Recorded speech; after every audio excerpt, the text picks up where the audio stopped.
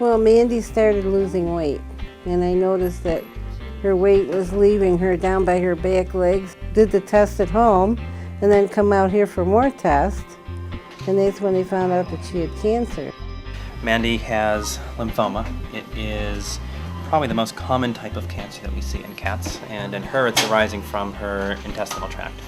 So when she originally came in, she actually had a mass in her small intestine that we surgically removed.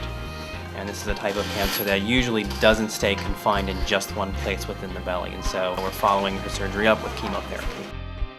The chemotherapy circulates throughout the body so that if there are any tumor cells that manage to escape this area, hopefully the chemotherapy will reach them, track them down, and kill them. Each time Mandy comes to the hospital for her treatment, the process begins with an update from her owner, a physical exam, and a blood sample.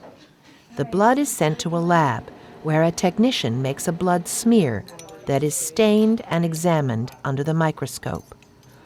The clinical pathologist looks to see if there are any signs of lymphoma in her blood. Fortunately, everything looks normal. The blood sample is also put through a hematology analyzer to determine the blood cell count. Dr. Bailey evaluates Mandy's blood work to ensure that her cell counts are high enough for her to safely receive the chemotherapy. If her blood cell counts are too low, her treatment will be delayed until they return to normal. Today, Mandy's blood count is good, and her chemotherapy treatment is prepared. Dr. Bailey inserts a catheter into the vein in Mandy's back leg, and the medications are injected. Mandy stays in the hospital for observation for a few hours and goes home later in the afternoon. She's going to be getting treatments initially weekly for the first maybe couple of months, and then we'll slowly decrease the frequency of her treatments to about every 2 weeks and every 3 weeks, and it'll be about a 6-month-long period of time that she'll be receiving treatments altogether. A week later, Mandy is back in the hospital for another treatment. Mandy's blood work is checked again, and while they wait for the results from the lab, Dr. Bailey orders an ultrasound exam. Mandy lays quietly on her back for the exam, while an ultrasound probe is moved across her abdomen, allowing the doctors to see a moving picture of her intestines. The doctors are looking for any signs that the cancer has returned. The news is good. There is no evidence of cancer in her intestines. Meanwhile, the blood work results are back from the lab, and Mandy is given the green light for her next round of chemotherapy. She actually is getting several different drugs given on a rotating basis.